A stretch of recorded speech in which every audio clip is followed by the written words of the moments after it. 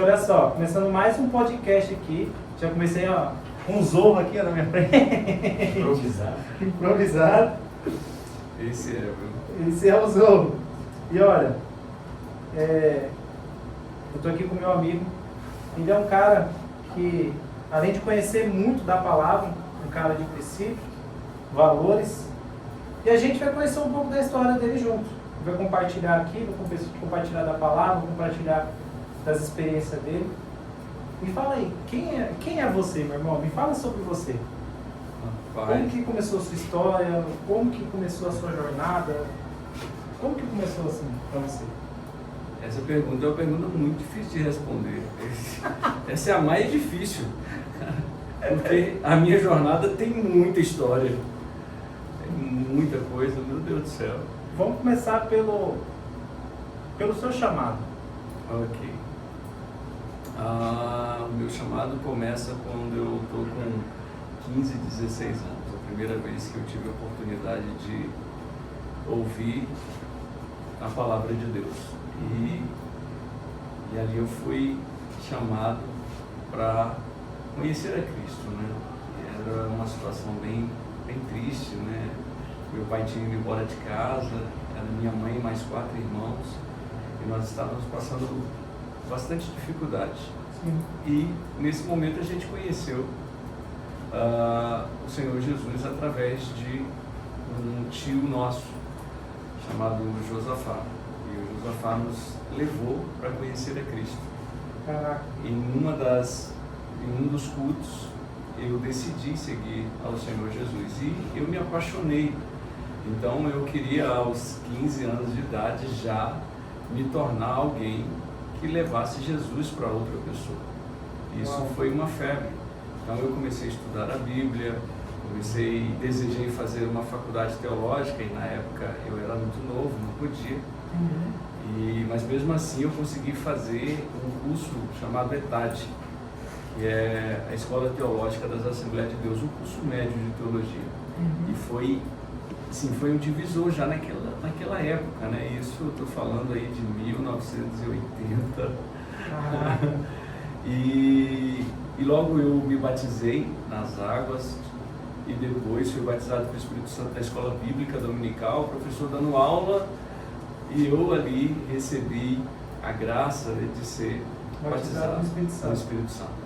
E então o meu desejo foi compartilhar a Cristo. E minhas experiências começou em pregar em ponto de ônibus, pregar em paradas de ônibus e terminais, pregar na feira, subir com o megafone no poste e falar de Jesus.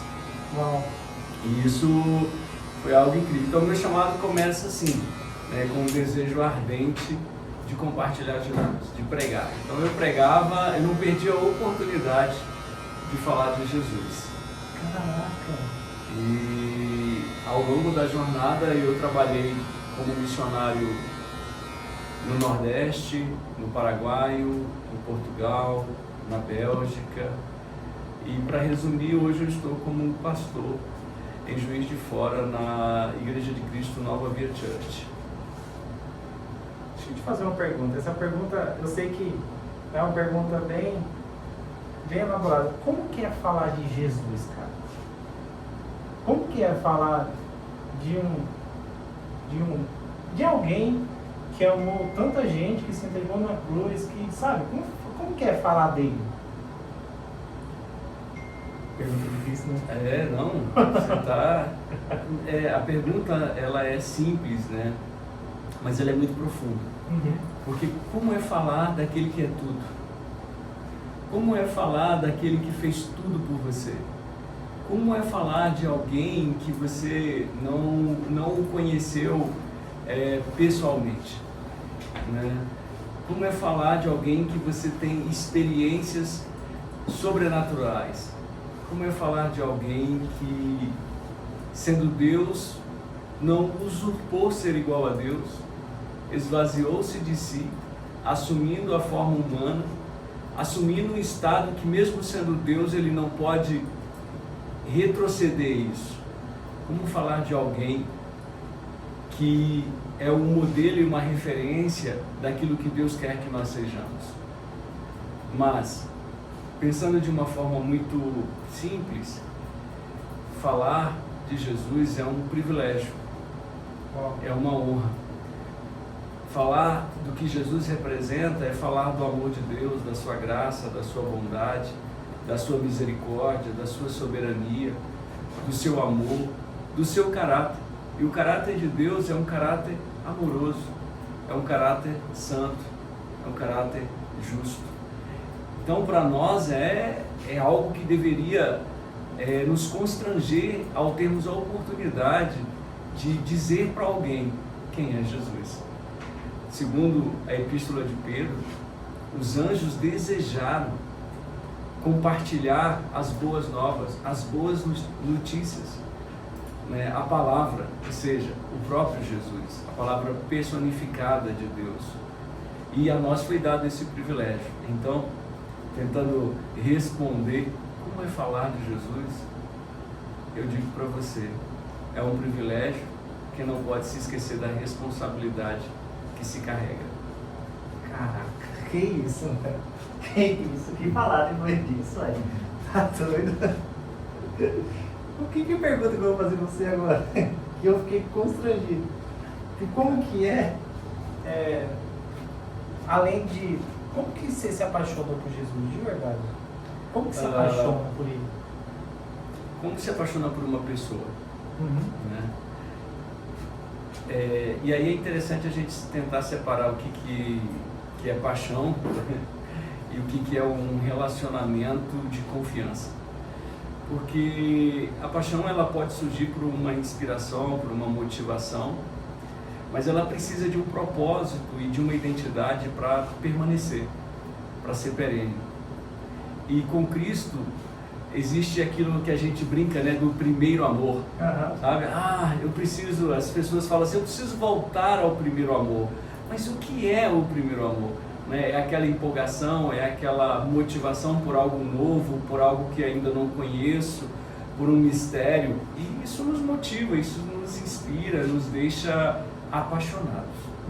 Mas o que mantém um relacionamento não é paixão. O que mantém um relacionamento é um amor.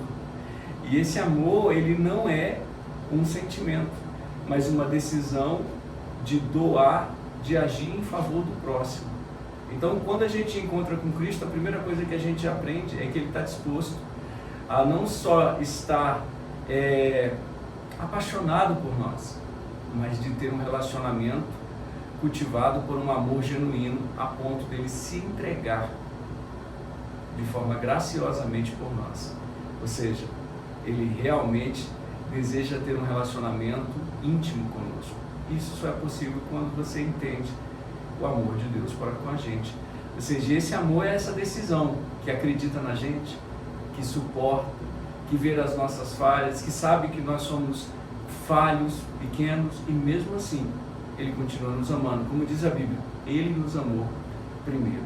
Então, arde em nós o desejo de conhecer a Cristo, que eu acredito que isso é graça pelo Espírito Santo, que vem habitar em nós quando nós nos rendemos a Ele como Senhor e Salvador. E Ele habita em nós, e eu creio que esse Espírito gera em nós o desejo de ter um relacionamento com Cristo, sabe? É óbvio que isso vai depender do quanto que nós estamos dispostos a investir de prioridade, de tempo, através da leitura da palavra, através da oração, da ação de graça, do louvor, da adoração. E eu vejo que a gente tem a grande oportunidade de ter um relacionamento muito mais profundo, não superficial.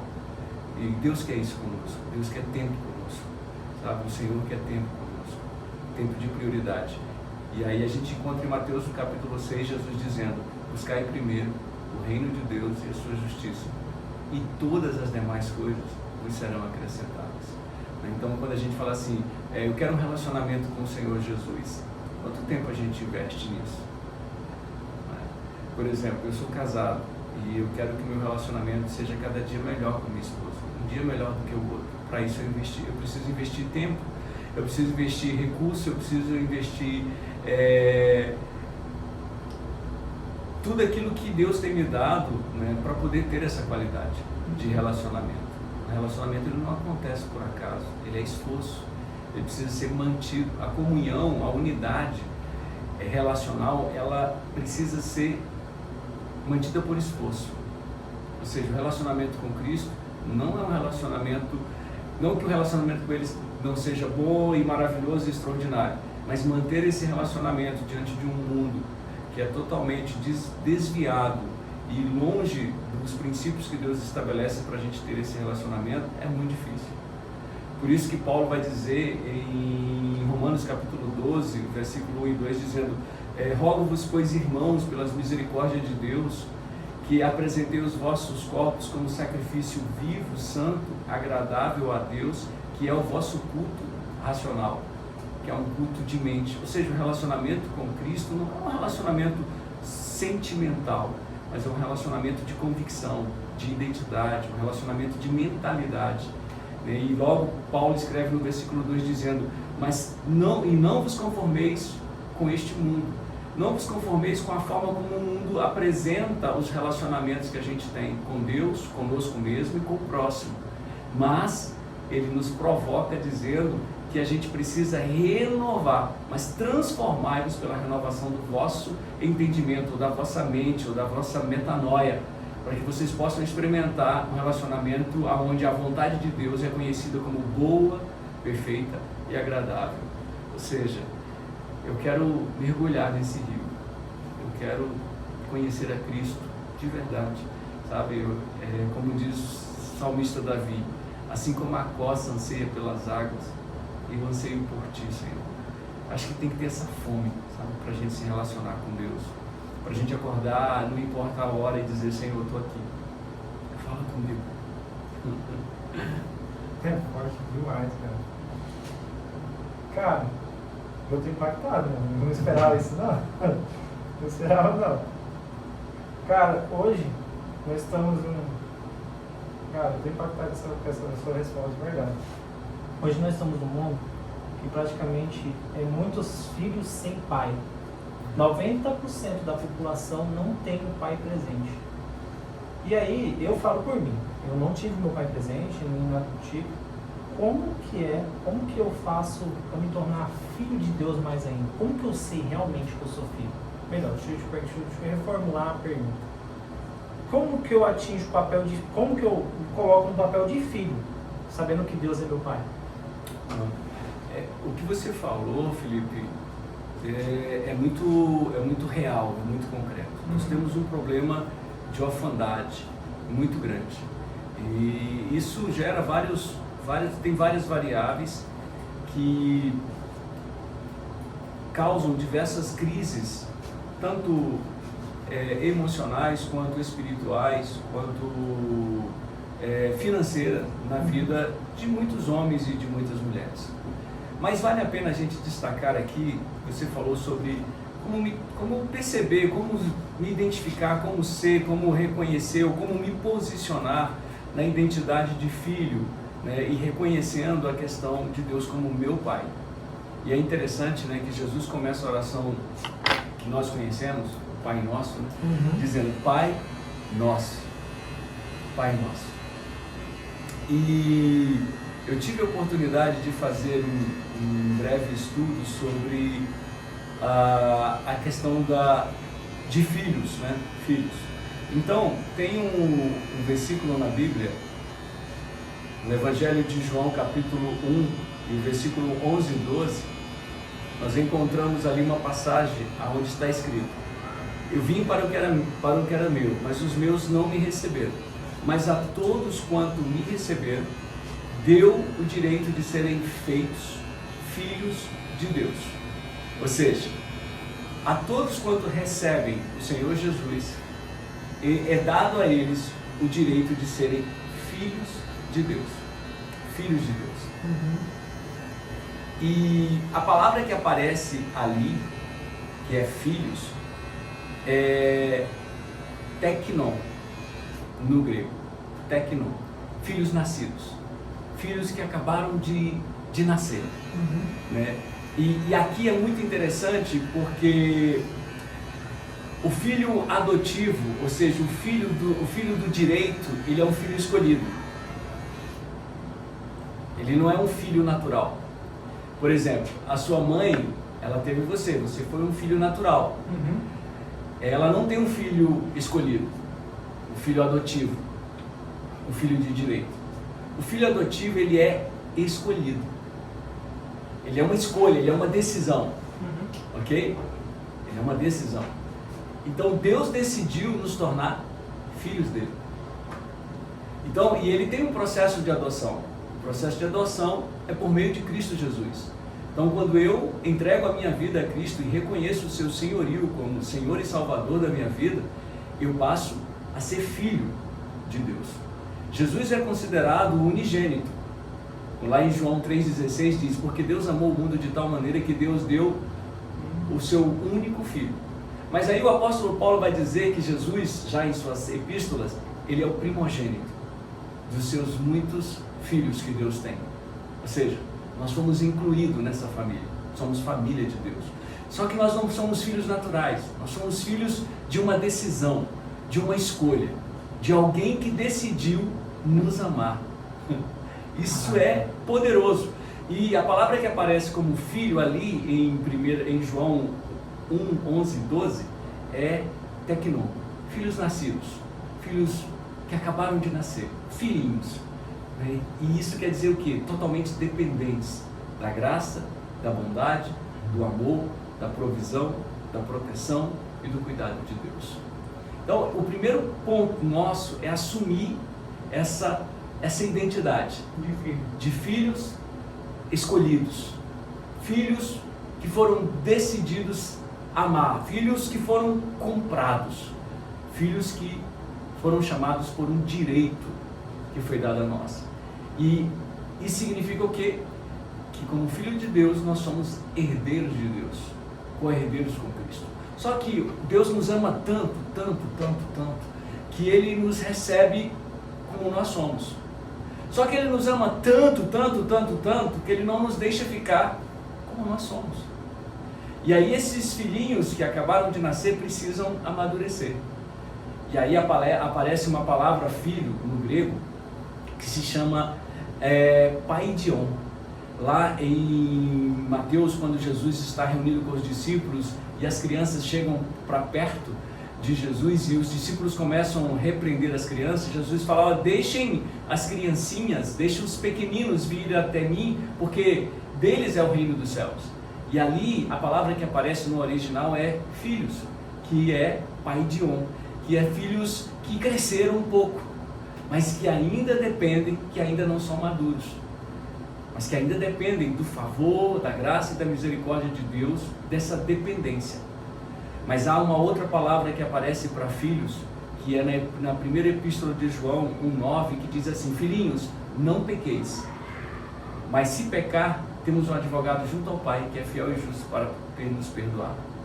Ou quando ele fala para a gente, né, que ele, no Evangelho de João, no capítulo 15, e entre o capítulo 15 e 17, nós somos chamados de filhos, filhos maduros, que aí aparece a palavra chamada ruiós, filhos que cresceram, filhos maduros. E filhos maduros, eles assumem a sua identidade de herdeiros em Cristo e em Deus. Porque a falta de um pai, de um homem que poderia ser para nós aquele que preside, aquele que provê, aquele que protege, como referência para nós, homem, isso nos causa um impacto na nossa vida, na nossa jornada. Em todas as áreas da vida. Em todas as áreas. Então, quando você começa a crescer em Cristo num relacionamento, você começa a perceber quem de fato é o nosso modelo de pai, o nosso modelo de referência, né, de liderança, de provisão, de proteção. E o que Deus deseja é que nós sejamos maduros, filhos parecidos com Cristo. Paulo vai escrever que o desejo de Deus é que nós cheguemos à estatura de varão perfeito, que é Cristo. E aqui esse filho é filhos maduros, ruiós, filhos que cresceram, filhos que estão em crescimento. E assumir essa identidade, muitas vezes, é assumir uma responsabilidade. Então tem gente que às vezes até sabe, mas prefere ficar no lugar de vítima do que aceitar a decisão de dizer eu sou filho de Deus. E como filho de Deus, eu tenho uma identidade. E essa identidade, ela traz uma herança. Só que, assim como, por exemplo, eu tenho um filho eu tinha um filho, né? Fez pouco tempo que ele fez 18 anos, de 17 anos. Então, eu não poderia dar a ele um carro, porque ele não teria a habilitação, a maturidade para ter um carro. A responsabilidade para ter. Então ele precisa crescer. Certo? E o crescimento, ele exige o quê? Conhecimento, habilidade e atitude para você se desenvolver, para você ser maduro, para você ter uma competência. Certo?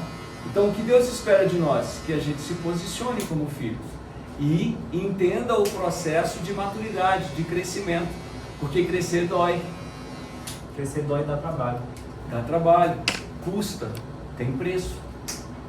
Entendeu? E é todos os dias, né? Sim. Todos os dias tem que ter essa... É uma disciplina... Você pode até me corrigir, é uma disciplina de você treinar todos os dias na academia. Você não vai começar com 100 kg no supino. Não. Não tem como. Impossível. Eu acho que é a mesma coisa, né? Não, a gente fala de meta, né? A gente fala de meta, fala de objetivo, né? Fala de propósito. E todo projeto nosso, todo projeto novo gera em nós motivação. Né? Algo novo, um projeto novo gera em nós alegria, euforia, né? Pô, vamos fazer isso, vamos fazer isso. Vamos aquela viver. Motivação para poder fazer. A motivação para poder fazer. Por que muitas pessoas, né? Esse ano eu vou fazer academia. Aí o cara vai lá e se matricula. Algo novo, né? Algo novo, algo que te motiva. Mas você não tem conhecimento. E aí é necessário você perceber que vai existir um processo. Né? E aquilo que era uma alegria, uma motivação, agora se torna uma confusão. Agora se torna um conflito em você. E aí, você estando nessa fase de confusão e de conflito, você vai fazer o quê? Criar uma desculpa. Criar uma desculpa para não ir para a academia, criar desculpa para não continuar a leitura do livro, criar desculpa para não terminar o curso, criar desculpa para não ser o homem que você tem que ser, o pai, o marido, o filho, porque é mais fácil. Porque se você quiser ser bom naquilo que você faz, você precisa de disciplina, você precisa viver o processo, aprender no processo, gostar do processo, porque você vai chegar no final e dizer, uau, eu conquistei, eu bati a meta, consegui ir na academia, deu certo e tal, mas aí você vai perceber que quando você chegou, a sua alegria ela se deu no caminho. E aí a coisa se torna diferente, né? Tem um livro que eu tive a oportunidade de ler, do Ryan Holiday, se eu não me engano, e ele fala sobre o ego, meu inimigo. Fala sobre isso. E nesse livro, o Ryan, ele mostra para você que a única pessoa com quem você tem que lutar de verdade é você. Todos os dias. Por isso, eu até acho interessante que o apóstolo Paulo fala em Efésios no capítulo 6, dizendo que a nossa luta não é contra carne nem sangue, mas contra principados e potestades nas regiões celestiais. E aí eu faço uma analogia, né? Eu falei, a minha luta é contra o meu ego, é contra desejos e instintos que muitas vezes são totalmente egocêntricos, egoístas e que me distanciam do meu propósito de ser um adorador, de ser filho de Deus, de ser alguém que nasceu para ter propósito, que nasceu com identidade. E aí esse autor ele vai dizer o seguinte, que a gente não vive aquilo que gostaria de estar vivendo, a gente até sonha, porque eu tenho um ego muito grande. E um outro autor vem complementar isso, que é o Tim Keller, no livro Ego Transformado. Ele diz que o nosso ego ele é ferido, vazio, inflado e totalmente distorcido. E ele vai falar o seguinte, que quando um homem chega à plenitude de que ele está crescendo, está sendo maduro, é quando ele percebe que está vazio de si mesmo. Porque hoje a gente vive para si, né? E aí a gente tem um modelo dessa morte diária, que é de Filipenses capítulo 2, aonde nós encontramos Paulo dizendo que ele não usurpou ser igual a Deus, mas esvaziou-se de si para cumprir um propósito, cumprir uma vontade. E esse mesmo autor, o Ryan Holiday, ele diz o seguinte: um homem sábio não é um homem que faz a sua vontade, mas é um homem que abre mão da sua vontade para fazer a vontade de Deus. E aí você vai entender que esse ego, ele quer dominar você todos os dias. E esse é o nosso desafio, sabe? De querer não ser um egocêntrico, como que fala, né? De não querer ser egoísta, de não querer estar no controle. Porque a gente quer assumir o controle de tudo, né? Só que a gente tem um Senhor. Então, se eu tenho um Senhor, que é Jesus, não é minhas emoções que vão determinar, é o meu Senhor. É o que Ele já tem para mim, através de princípios, através da sua palavra, para a gente viver. Ele é o modelo, Ele é a referência, né? Ele é o caminho, a verdade, não tem para onde a gente ir. Para onde eu irei, se não tem para onde voltar? Caraca. Qual foi a experiência mais top que você teve com Deus, assim? Eu já tive muitas experiências com Deus. Qual foi a que mais tocou seu coração? A que mais, tipo, você falou, uau, isso aqui não é impossível, vai acontecer. Acho que, assim, uma das experiências mais incríveis, tem várias, mas foi o meu primeiro filho, ele nasceu de 6 meses e meio. E segundo os doutores, não havia possibilidade de continuar vivo. Então, apesar de ele ter nascido com vida, os médicos nos disseram que a gente não tivesse esperança. E que só, como diz a expressão, né? Que só Deus, só um milagre para aquela criança viver. Tanto que eu me lembro do Dr. Pascoal, e ele disse para mim, olha, não resista, não perde tempo nem dinheiro com isso agora, porque provavelmente a criança não vai viver. E eu fui para casa com essa palavra, sabe? E passei muito mal dentro do ônibus, cheguei a vomitar, meu Deus, foi terrível.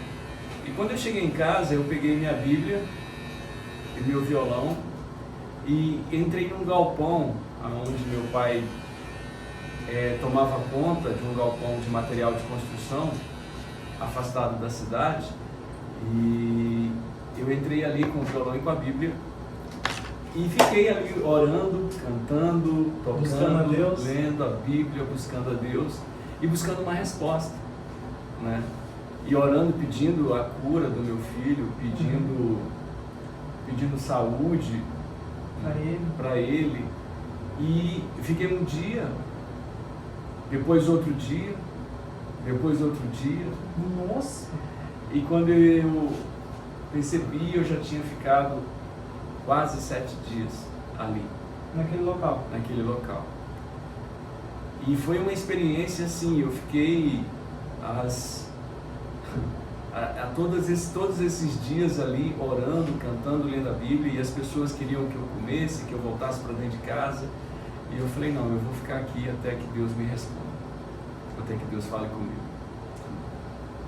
Parecia loucura. Eu só achava que eu não estava bem, porque eu não estava me alimentando, eu só estava tomando água. E eu encontrei no Evangelho de João, no capítulo 15, quando Jesus fala com os seus discípulos, dizendo assim: se as minhas palavras permanecerem em vocês, e vocês permanecerem em mim, vocês pedirão ao Pai em meu nome o que quiseres, e assim vos será feito. E eu comecei a orar sobre essas palavras que eu estava lendo na Bíblia. Ou seja, eu queria que meu filho vivesse. Então eu comecei a orar dizendo: Senhor, a tua palavra diz que se eu permanecer na tua palavra, que se eu pedir qualquer coisa em teu nome, assim será feito. Com fé. Com fé. E eu comecei a orar. E quando completou 7 dias, eu saí daquele lugar. Eu saí daquele lugar não com uma resposta muito clara, dizendo para mim: olha, vai viver a criança. Mas eu saí com um contentamento, e não importava mais a resposta, se ele ia viver ou se ele ia morrer. Mas uma paz, né? Mas eu saí com uma paz e um sentimento de que a vontade de Deus, que é boa, perfeita e agradável, era a melhor resposta que eu precisava. Bom. E eu cheguei para os meus pais, eu já estava na casa dos meus pais, e falei para eles, eu falei: olha, não se preocupe, Deus tem o controle de todas as coisas. E quando foi pela manhã, naquele dia que eu dormi na casa dos meus pais, meu pai se levantou e falou assim: Paulo, faz o culto doméstico. E ele foi trabalhar. E eu reuni minha mãe, meus irmãos, né? E na época eu tinha um irmão de 10 anos. Você tinha quantos anos, perdão? Eu tinha 21 anos. Tinha 21 anos. E eu fiz o culto, né? Que a gente fazia, a gente tocava o violão, cantava e depois lia uma palavra. E a palavra que a gente tirou para ler foi em 1 Pedro 1,7, onde diz que a fé provada, ela é como o ouro que é refinado pelo fogo. E naquele momento eu ouvi uma voz sussurrando no meu ouvido dizendo: a criança vai viver. Uau! E aí eu transbordei ali de alegria e num susto eu falei: olha, podem agradecer a Deus, comecem a agradecer a Deus, porque o Paulinho vai viver.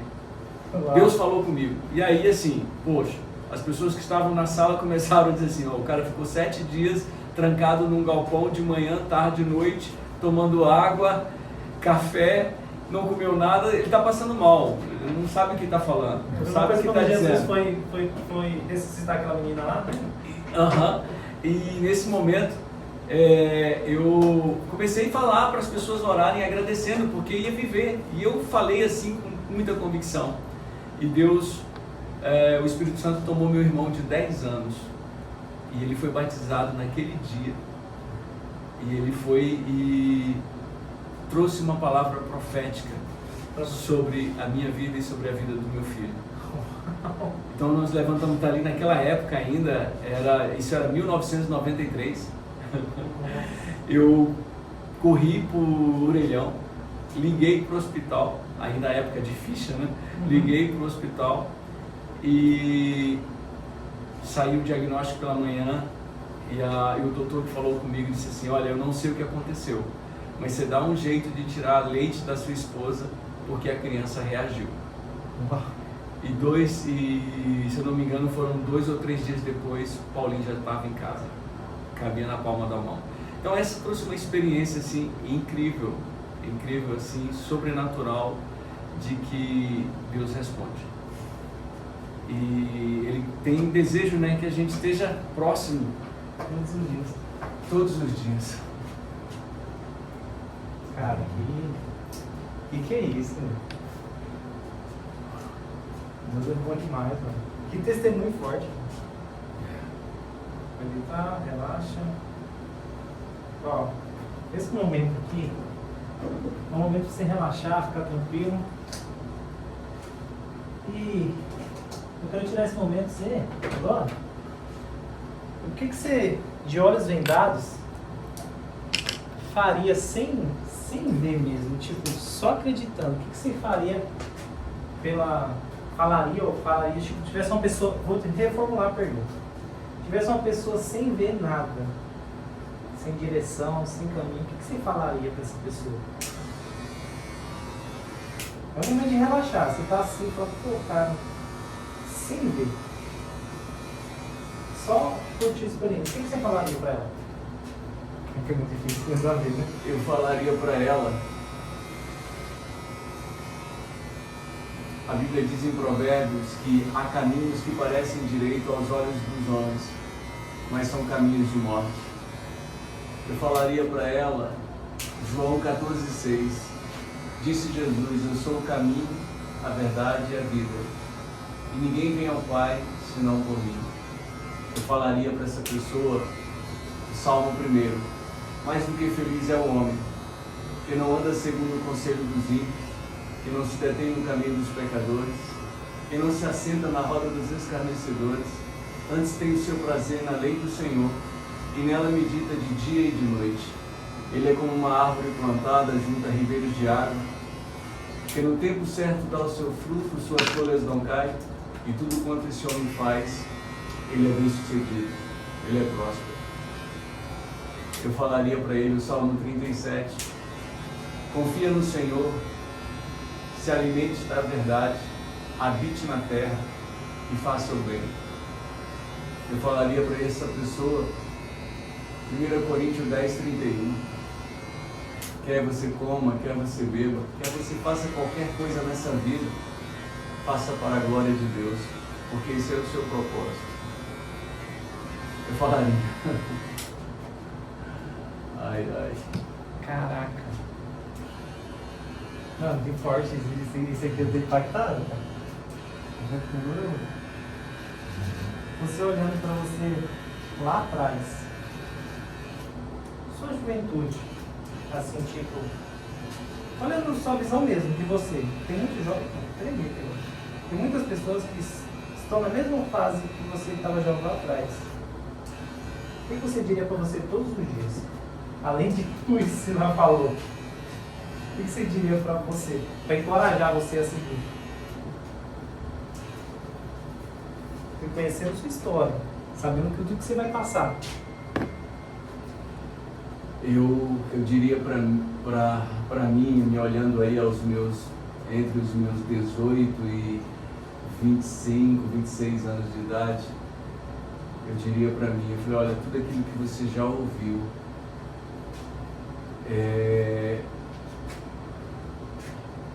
obedeça e seja fiel. Como o Senhor Jesus, como a palavra diz no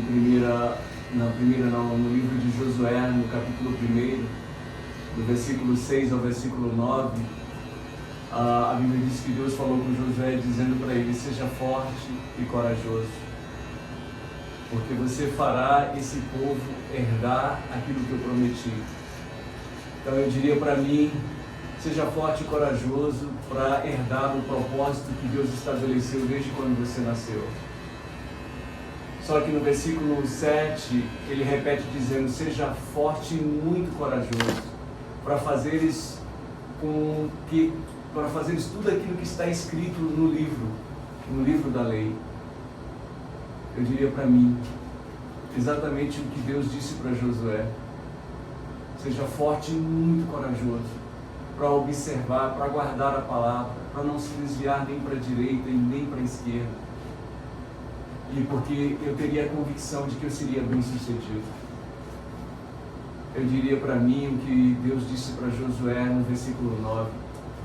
Não te mandei eu, seja forte e corajoso, não tenha medo, não se assuste, porque eu sou contigo. Então, eu diria para mim, ou seja, se tem alguma coisa que pode fazer com que um jovem purifique o seu coração e seja bem sucedido, é guardando a palavra de Deus, é conhecendo a Deus.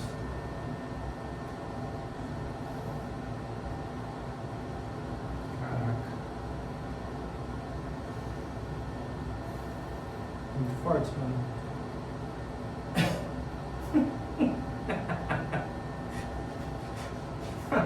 Fumaça na cara. Bom, estou impactado com esse podcast, gente, porque se você tivesse que tomar um café com alguém agora, trocar uma ideia, com quem? O que você falaria? Eu acredito até com quem você vai falar. Se tivesse agora esse momento, quais perguntas você faria? O que você falaria? Tem alguém assim, tipo, pode ser morto, vivo? O que for melhor pra você? Mas o que você falaria pra essa pessoa? Quais eram as perguntas que você falaria? Eu já pensei nisso e já até fiz alguns ensaios, sabe? Uhum. E já até sentei com algumas pessoas assim bastante interessantes que a gente teve a oportunidade de conhecer um pouco a biografia. Uhum. Né?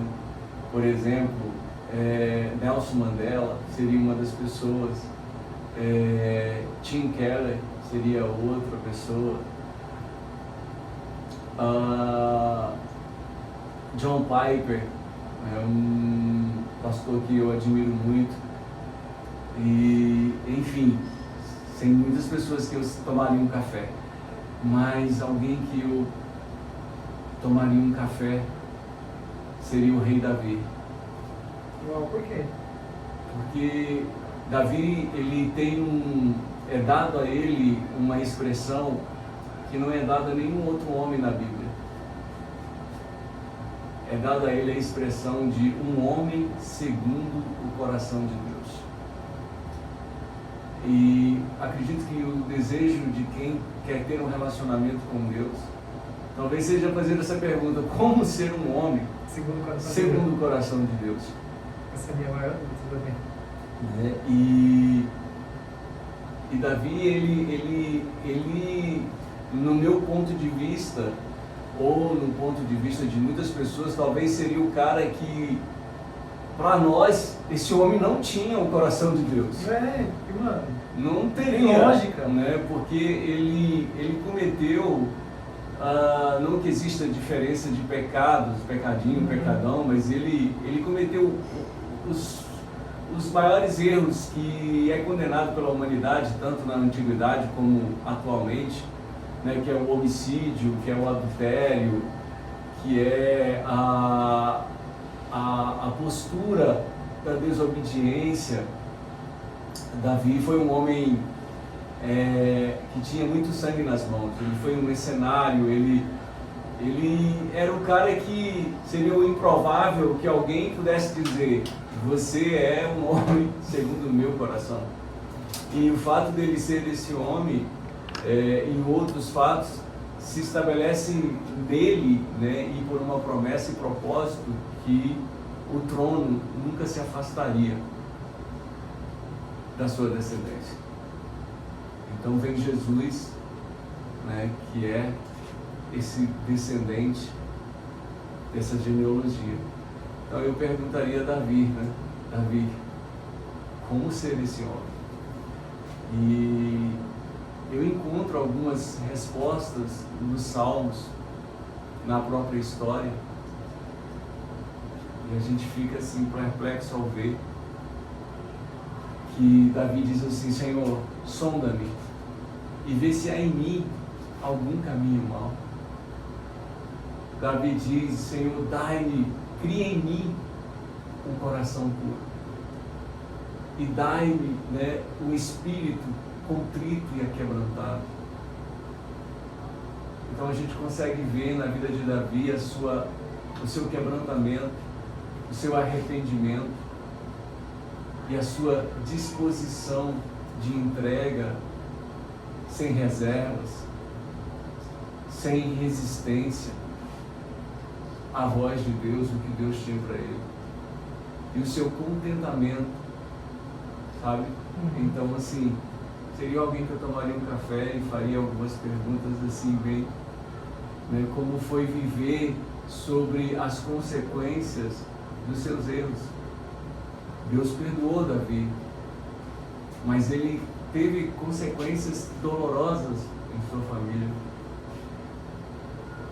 Então, assim, a vida, ela é uma grande oportunidade da gente viver uma vida plena e abundante, E aí você vai descobrindo ao longo da jornada. Eu hoje tenho 54 anos, fiz tem poucos dias atrás, e eu fico feliz porque eu não estou só envelhecendo biologicamente, mas eu tenho rejuvenescido através de uma maturidade que me leva a entender e compreender que não existe nada melhor do que ser um homem segundo o coração de Deus. Uau.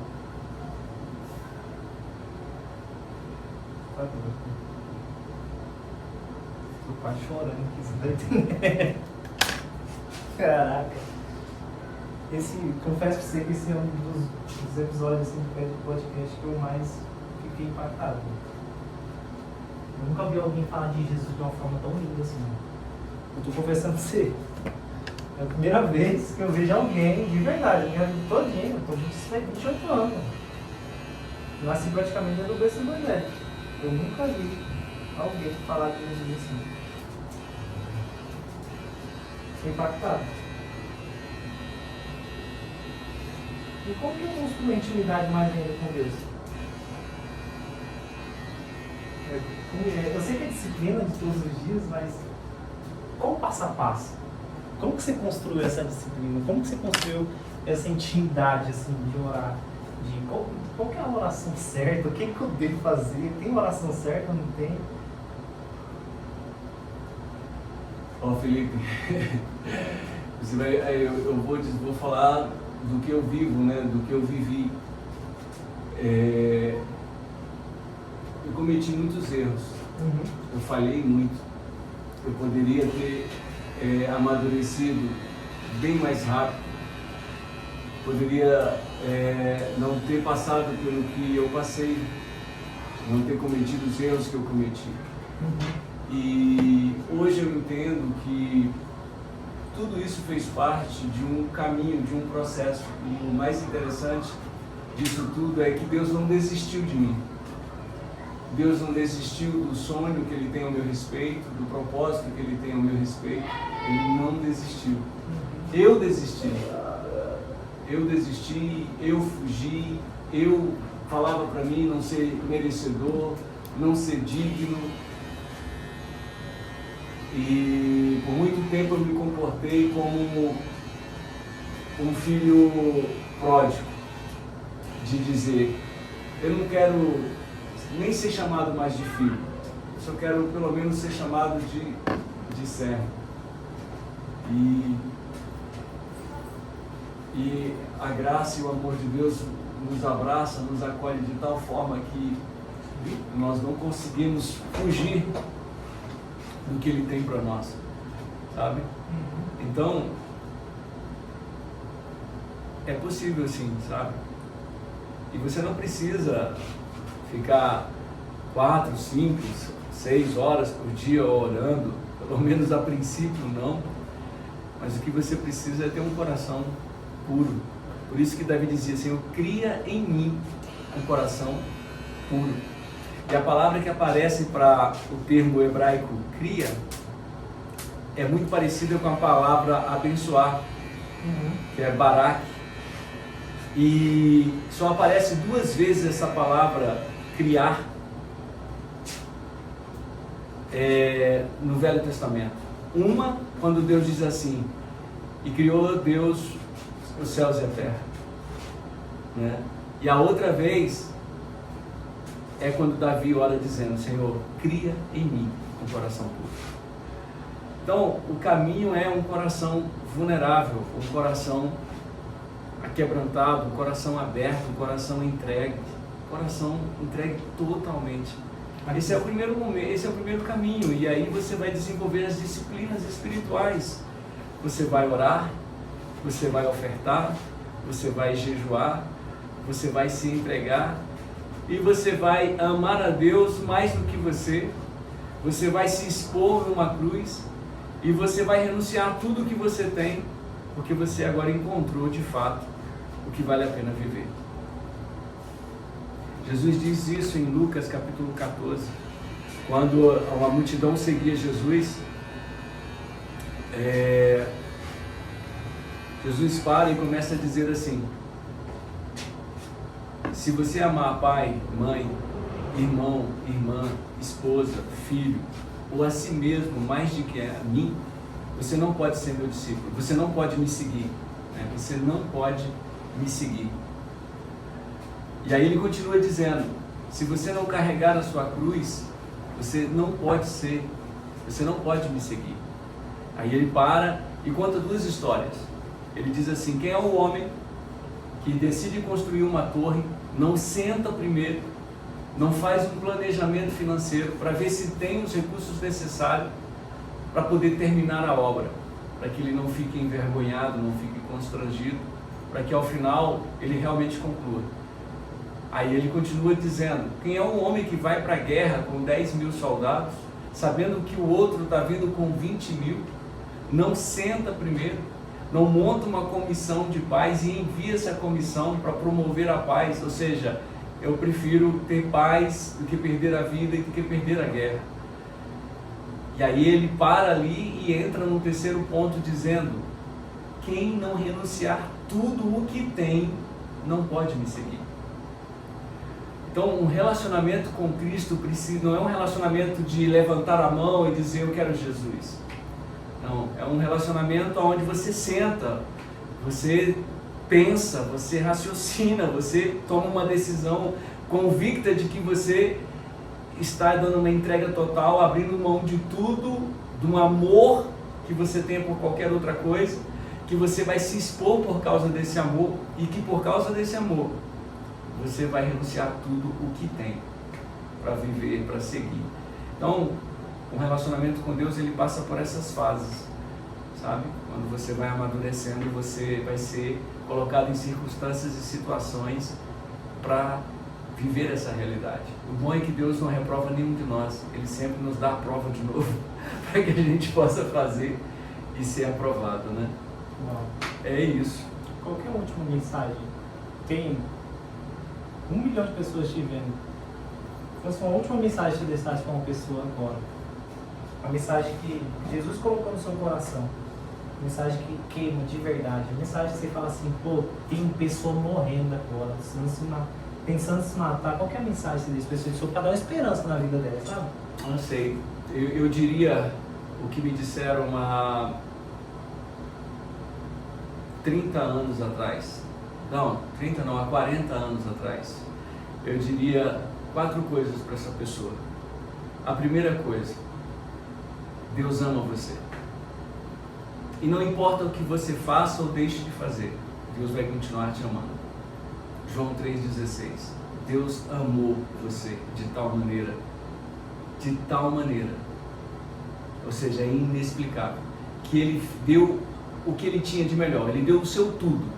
Ele deu Jesus, para que você não pereça, mas tenha vida eterna, tenha relacionamento com Deus. Eu diria isso em primeiro lugar. Eu diria isso conforme está escrito em Romanos, no capítulo 5, se eu não me engano, onde diz que Deus prova o seu amor para conosco pelo fato de ter dado o seu Filho para morrer na cruz em nosso lugar. Eu diria o que está escrito em Romanos 8,32. Aquele que a nem mesmo o seu próprio Filho poupou, antes o entregou por nós, não nos daria Ele graciosamente todas as coisas?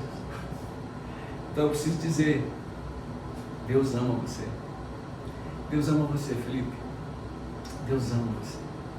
Eu diria isso. E a segunda coisa que eu diria para você é: olhe para você, se veja no espelho. Você é um pecador miserável e está indo para o inferno. Sem Deus você está indo para o inferno. Reconheça que você é um pecador, reconheça que você tem uma natureza má, reconheça que você tem um caráter corrompido, que há maldade em você. Reconheça a sua pobreza espiritual, reconheça que você está morto espiritualmente. Como diz a Bíblia em Romanos 3,23, o salário, todos pecaram e estão separados, estão destituídos e carecem da glória de Deus. A Bíblia diz em Romanos 6,23, o salário do pecado é a morte.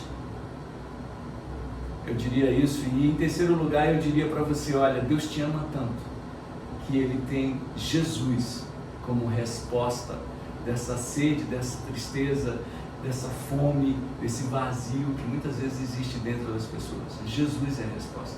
Jesus é a solução. A Bíblia diz que em Romanos 6:23, o salário do pecado é a morte, mas o dom gratuito de Deus é a vida eterna em Cristo Jesus. Eu diria o que está escrito em Efésios 2:8-9, pela graça sois salvos mediante a fé, isso não vem de vós, é dom de Deus, é um presente de Deus. Eu diria para você que Jesus é aquele que em João 14,6 diz, eu sou o caminho, a verdade e a vida. Então eu diria essas 3 verdades para você. E por último, eu diria, não perca mais tempo. Receba o presente de Deus. Se entregue para Jesus. Sabe? Não estou dizendo para você se entregar para uma igreja, não estou dizendo para você se entregar para um sistema eclesiástico ou mesmo para uma religião. Não. Estou dizendo para você, convide Jesus para ser Senhor e Salvador da sua vida. Convide Jesus, a resposta de Deus. Convide Jesus, o amor personificado de Deus. Convide Jesus, uma palavra viva de Deus para habitar em você. Eu diria isso. Bom, obrigado. Obrigado pela palavra. Eu que agradeço. Gente, olha só. Esse podcast aqui eu estou saindo impactado. E obrigado mesmo. Eu precisava aprender mais. E estou sendo impactado demais. Você que está vendo esse vídeo aqui, ó, se inscreve no canal, curte, comenta, compartilha. Vou deixar a rede social do homem aqui para você compartilhar. Se quiser visitar a igreja dele lá em Juiz de Fora, pode visitar. Amém. Aqui é um cara aqui de coração muito bom. Conheci hoje, conheci já seu coração. Falei, cara, não é possível. Quando a gente é irmão no reino, acabou. Tá bom? Amém. Tamo Glória junto. a Deus. Deus abençoe. Tchau, tchau.